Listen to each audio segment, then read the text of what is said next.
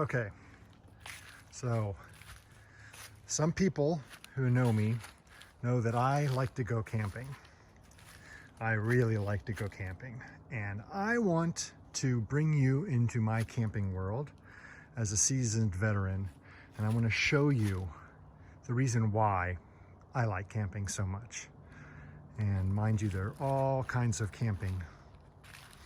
There's ultralight camping, there's backpacking, then there's car camping, and then there's everything in between those.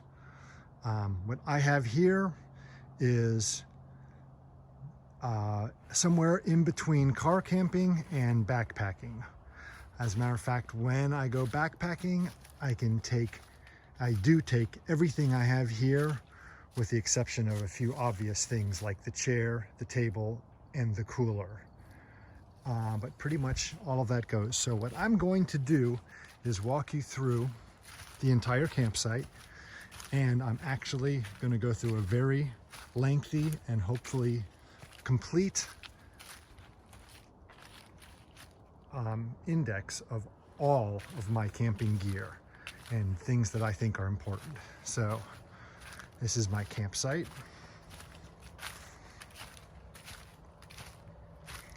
Fire is always a requirement of camping. That is usually a car camping tool. But this is a Fiskars, oh I'm sorry, this is a Gerber. Fiskars, they're the same thing. This is a terrible name that I call it, is my Hax, which is a half hatchet, half axe. I would recommend getting the hatchet. This is a little bit too big and doesn't do what you need for an axe. But it can definitely cut pretty decent sized logs, as you can see. And if you're car camping, might as well take it because it's nice to have around. This is something that I take with me always, everywhere, on every trip. This is the second one I've had. I believe at one point in time you could get this at Walmart, and it's like super cheap. It's like $4, and this is a in the bag every time tool. There's a great saw. It just cuts through stuff like nobody's business, super fast.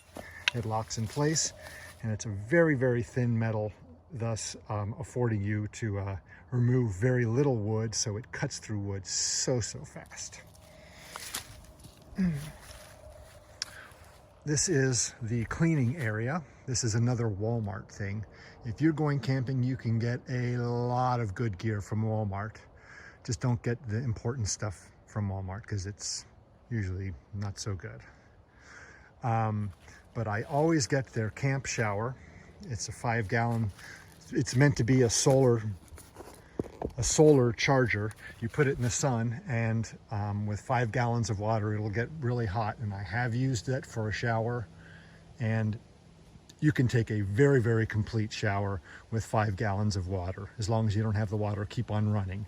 If you do a splash of nice hot water to get yourself all wet, and then you lather your whole self up, and then you can use the rest of the water to rinse off very effectively, and it really works. Other things that I have are a half or quarter size Brillo pad, and I got this, I think I got these at REI. A little cap that you are going to need to drill a hole through, because the hole that comes with it is so small that you have to squeeze and just a tiny little bit comes out. I learned this little bugger from a canoeing trip in Algonquin. Our guide had one of these things. If you mess up when you're cooking, which hopefully you don't, and you have a lot of real mess for cleaning up, this is really great for doing that. And then I don't bother with all the fancy schmancy travel toiletries and stuff like that. I just have regular toothbrush, toothpaste, and picks. They're just so easy. Can't go wrong with it. Okay, so let's go to the main living area. This setup that I have right over here survived a day and a half of rain,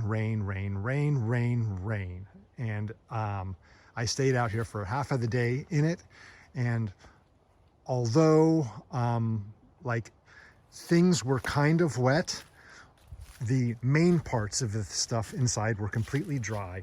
The table stayed dry, the chair completely dry, and most importantly, the hammock and sleeping arrangements were completely dry.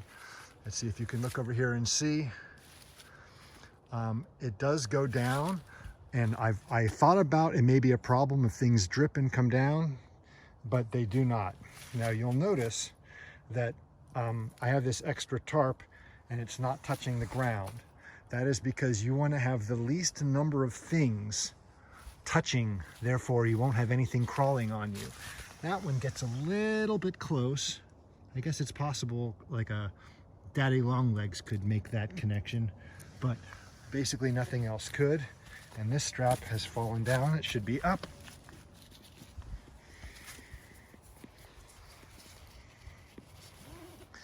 Likewise, this string should not be touching either.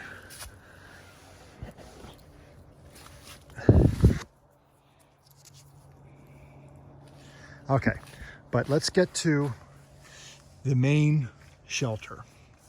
And that is right over here, Paria Outdoor Products Sanctuary Tarp.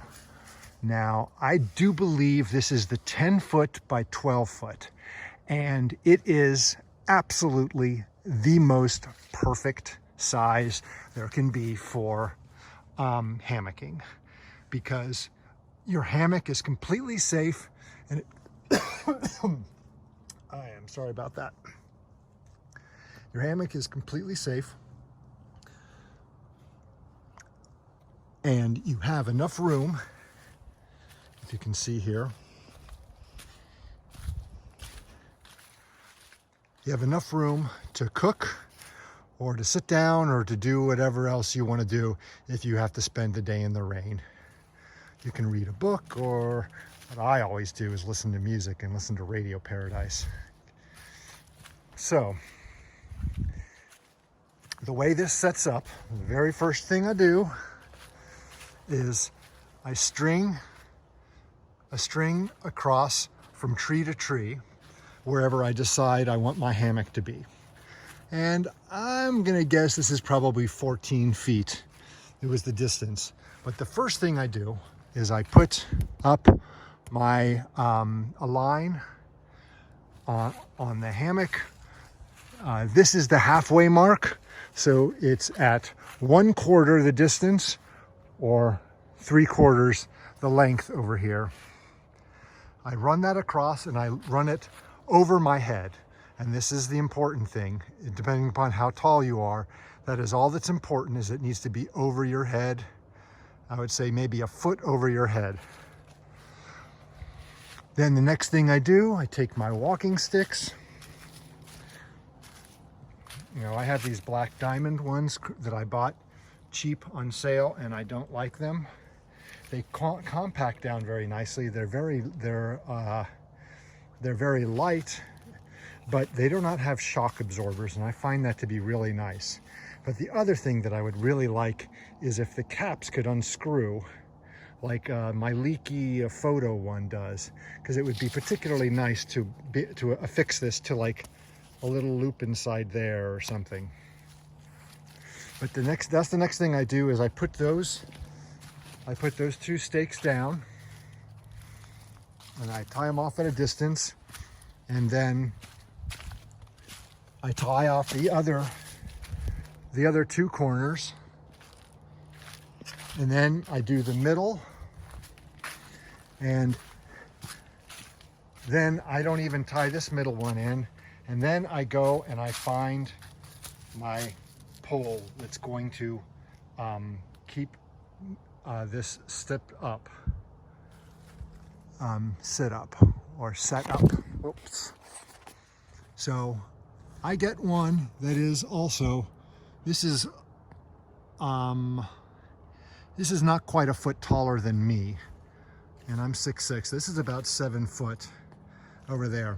But when you do get a pole like this, the thing you want to look for, it's nice if they have It's nice if you can get one that has branches. You of course have to cut them and round them off so you don't damage this. And wherever I go, inevitably, I find someone's water bottle or a can or something like that that's left behind. I just cut them open and I put them on as protectors for my tarp. I did it on the other side when I had this pole all the way over there in the middle, because that was more protective when the rain came. If this was up in this current configuration, when the rain came, I think the table might get a little bit wet. But anyhow, that's nice. But something that is really important, if you are cutting down a big tree, if you have little branches like this, leave them. Leave them open a little bit like that, because it is really nice to hang things on them. All right. Okay, so that's the tarp. And then the next thing that's going to come up is the hammock. Now, I think I should show you how to do a hammock strap and a hammock knot, because it is so incredibly simple. This green strap I bought, I think at Menards. It was really cheap. There was 2 of them. It has this little buckle, which you totally do not need.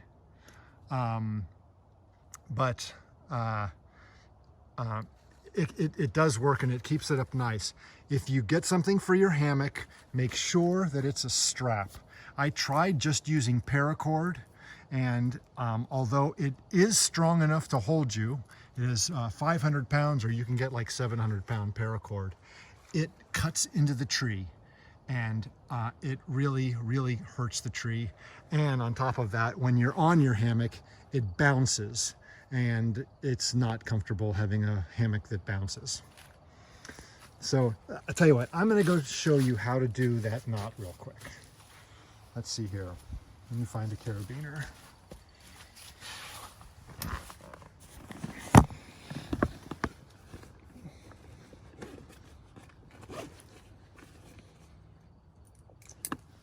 Okay, so we got the carabiner here, right? Now, imagine, we'll use this orange rope, I like it.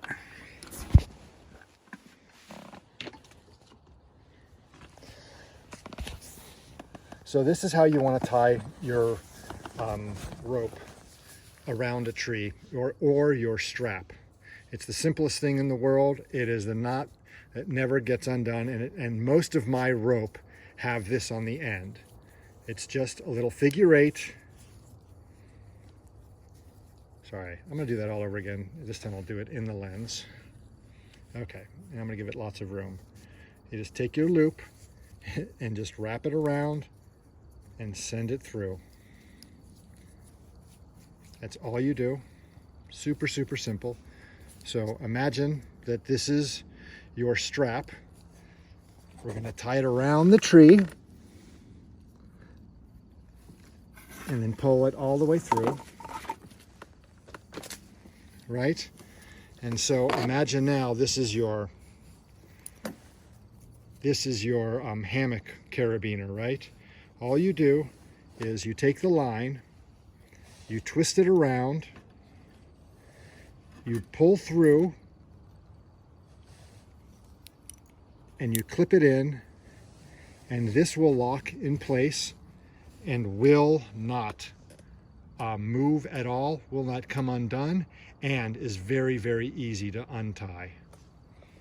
So I would do it again for you, but you can just rewind and watch the video again.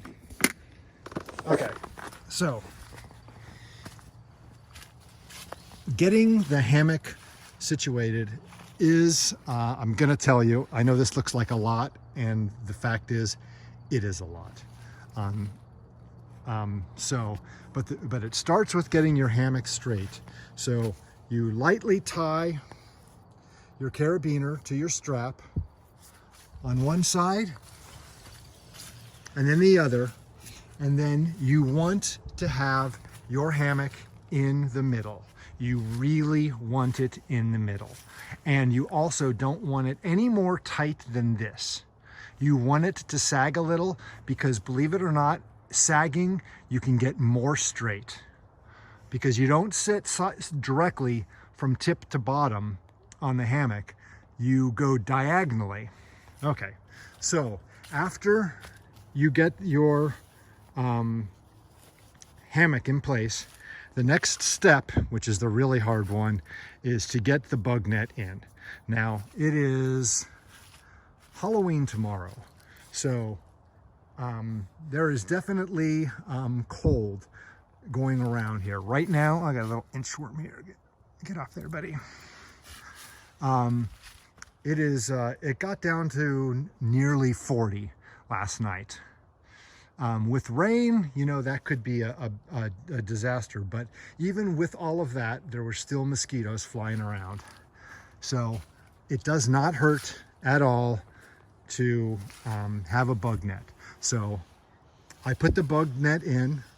Obviously you can't do it when everything's on here now, but what you do is you just open up a hole on the top over here, and you grab through to the other side, and you disconnect the hammock, and you run the bug net. It's like a tube or a big sleeve, and it goes all the way around. And it's nice to have it up high because you don't want it touching the ground. You really don't. And this gives you lots and lots of room. I don't remember which bug net this is. Oh, let's go take a look over here. I know that I bought it. I know that I bought it at Amazon, and I know that it was not expensive. I looked at them, and I looked at some really expensive ones, and this one just looked great. I think this is one of the best sellers. But that's what I did. And then the next thing I did, which is something that I just discovered, because it's starting to get cold, is that you want to have something underneath your hammock, and it's called an underquilt. And so as you can see over here, I have an underquilt going on right now, right here. And I can tell this needs to be adjusted and tightened up. But it's basically like a blanket, a quilt type blanket. And there are 3 adjustments: middle, right, and left. And they all connect with a little mini carabiner. And I have them connecting to the loop that the carabiner is connected to get to the strap. I don't have it on the carabiner, I have it on the loop, because I figure that is one thing that once you size it, that you'll never have to resize and adjust again, because it'll be the same every time. So I did that on this side, and then we go over here, and I did the same thing on the other side too. Now the way it works is it has a static line, which once again connects the same way, and then it's connected to a shock cord. Now this end, you can see the shock cord that's over here, but this end goes around a loop and then connects to the another side that is shock cord. That's the way it works. So that was probably, I think I paid $60 for it, or $40 for the underquilt. And let's see if I can find the name of the underquilt. I'm sure, product placement, I'm sure they're going to be happy I show them this video. But this again was not one of the expensive ones. This was like page 8 or 9 of Amazon.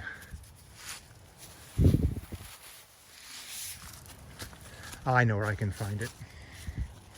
It'll be in the stuff sack. Hold on.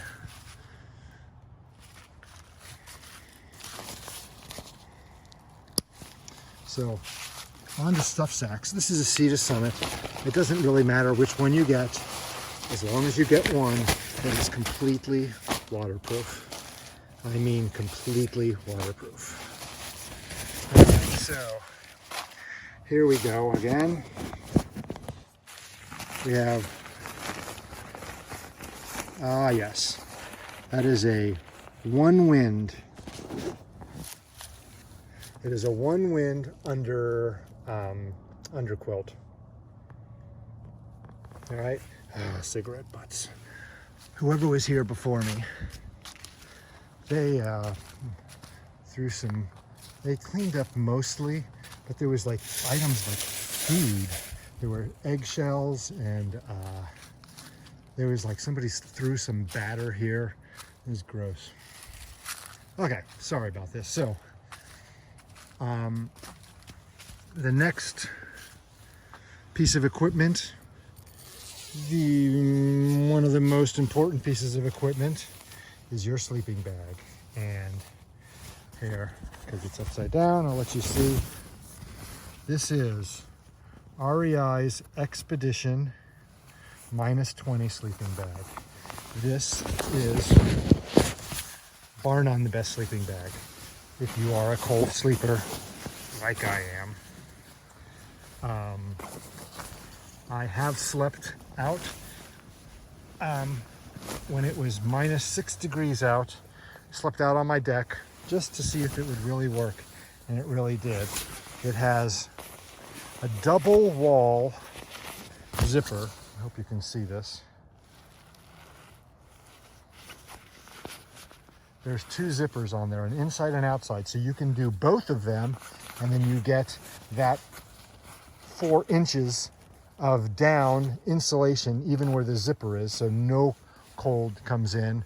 Or you can just have one of them and you get a little bit of cooling. Now, I've slept in, it's been 40 degrees out, and I don't even, I haven't even zipped it once.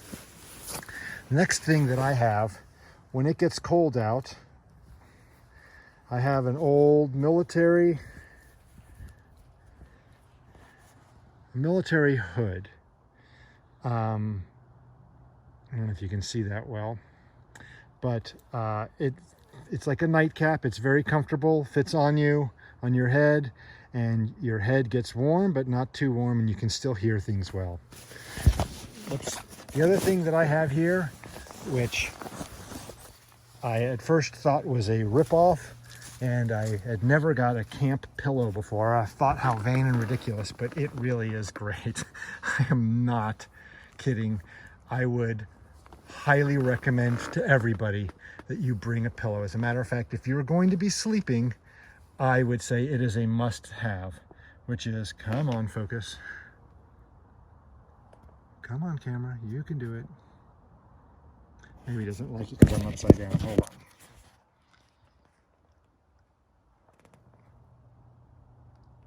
Okay, here, let's go here. Wow, focus is really struggling here, Apple.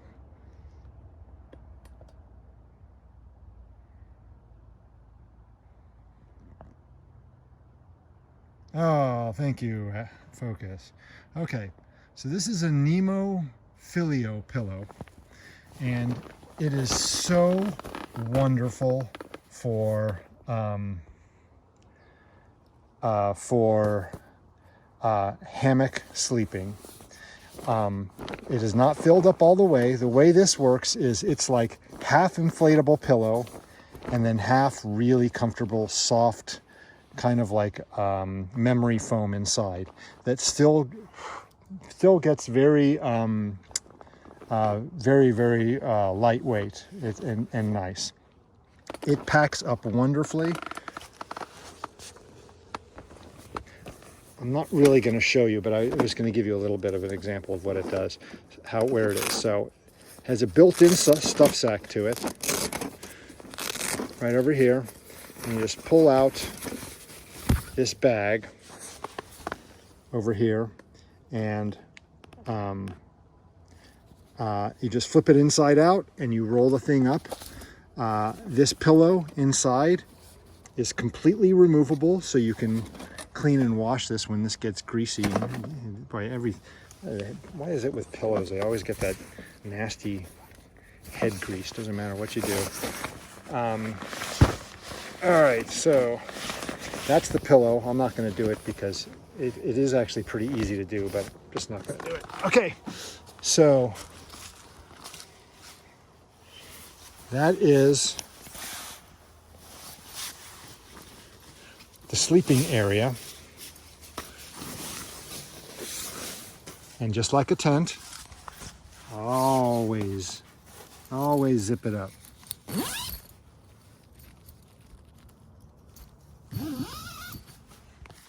And I love the little Eno, the pocket. You know, you can get a lot of stuff inside of there. Okay, so let's see here. Let's move on to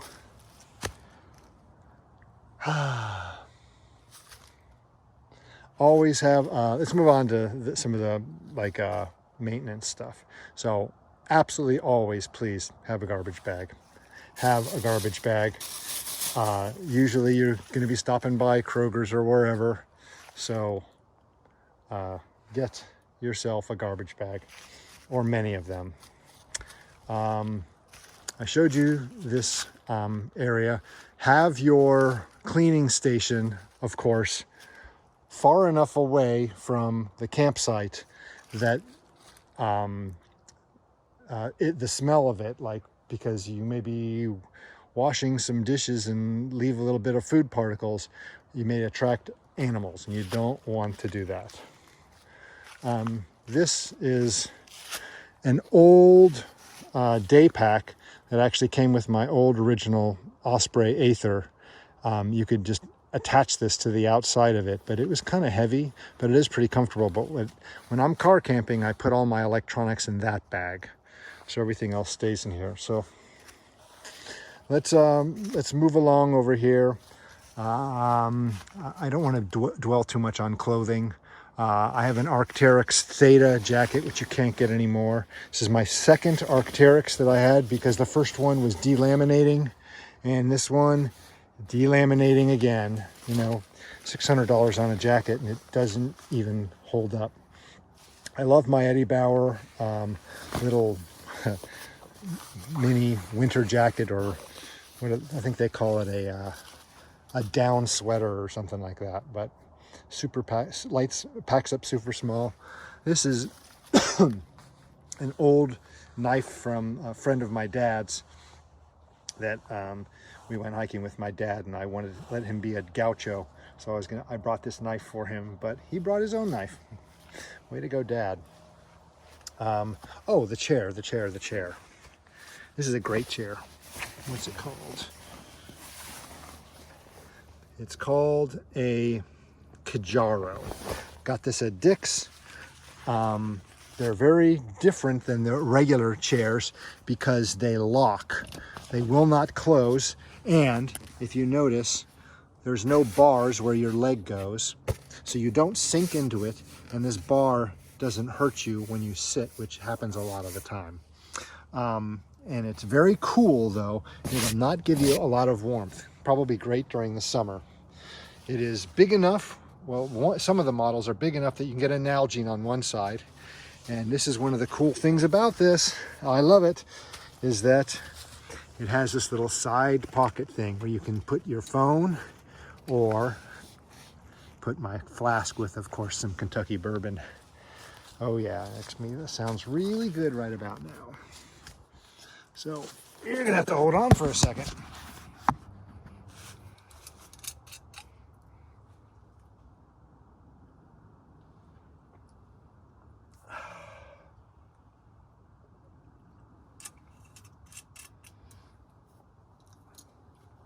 Oh, this flask, you ask, huh?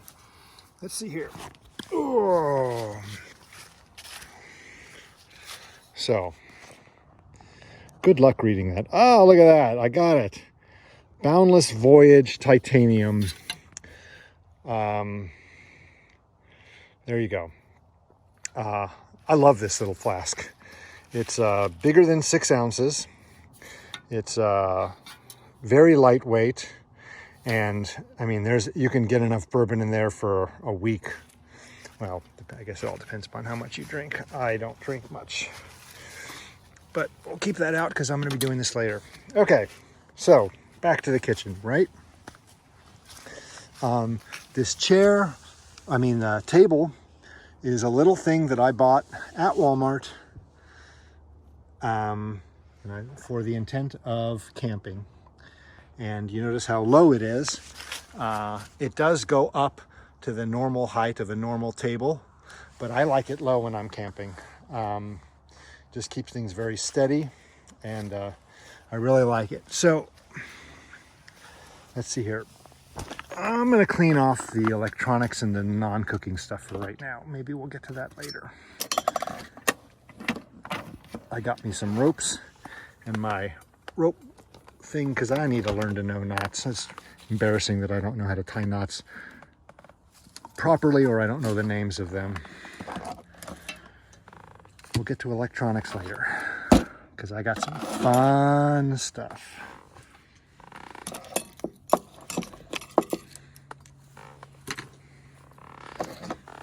Okay, so I am going to start with the Old Faithful. This is the MSR Dragonfly, the notorious Dragonfly, right, everybody? That's louder than a rocket engine, that you seriously need ear meds for. Your ears will ring. It's so loud roaring. Well, I want to say thank you to Quiet Stove Company for making a sound dampener. And when I talk about dampener, I mean it reduces the sound 80, I would guess 80 to 85%, if not more. It just sounds like a regular old campfire. I love, love, love, love this. It is, when I bought them a long time ago, I bought one that rusts. The new ones are stainless steel, but when I bought mine, it was expensive. It was like $80. I think they're like $20 now. It is a no-brainer. Get the sound dampener. It also has really, really nice, cool flame jets that come out, and you can cook with it so well.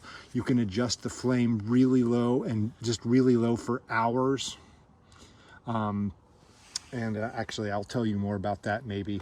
I am having some problems with my stove, but I think it's because it's overheating because I'm using this shield and I'm getting everything too hot. But I have been using this Dragonfly for over 15 years now. I have never ever needed to do maintenance on it. Now, granted, I only use white gas, but I've used not just the Coleman's, but the cheap Walmart brand white gas. Also, it just works great. A full tank over here will get you several days of cooking a lot. I mean, I haven't used half of my tank, and I've boiled a lot of water and stuff like that. That is absolutely a must. The other thing that I have, that if I'm going just backpacking, I'm going ultralighting, I take my favorite alcohol stove I think that there is. This thing is absolutely wonderful. I have to show it to you.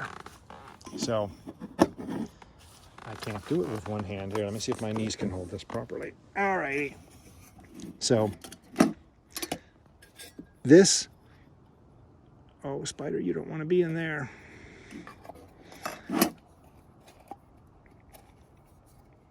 This can seal up, and it has enough alcohol to probably boil a gallon of water, maybe just, okay? It locks up to that closed, and this contraption is very, very simple. This just turns into 3 easy plates, and that is a stove. Now, the fuel is the real problem, because you only have enough fuel in there for, like I said, burning or cooking a gallon of water. And that may be very generous of me to say that. Putting it together is pretty simple also. You just set this down. And it's very stable, very, very, very stable. You could really put a lot of weight on that and never have to worry about it wobbling or anything. So I'll show you how to light it real quick, but I'm not going to do my Dragonfly because it would just take too long. All right, take this off now. I burned my gasket, but it usually comes off on the cap. So I have to show you because this is actually a flame adjustable alcohol burner to a degree. So for anybody who wants to know what an alcohol burner does is alcohol barely burns by itself. But once it starts getting warm, it burns much better. And as you can see these little holes as it's catching on fire and igniting, that metal gets hotter and hotter. And as the metal gets hot, the alcohol near it evaporates quicker and it burns even faster and starts turning into quite a flame. So it's getting warm and then the flame will really, really kick up. And sometimes it gets to the point where it's so much, now so much is nothing compared to that. But it gets so much that you'll burn your eggs if you're cooking on a frying pan. So they have something in place to adjust the amount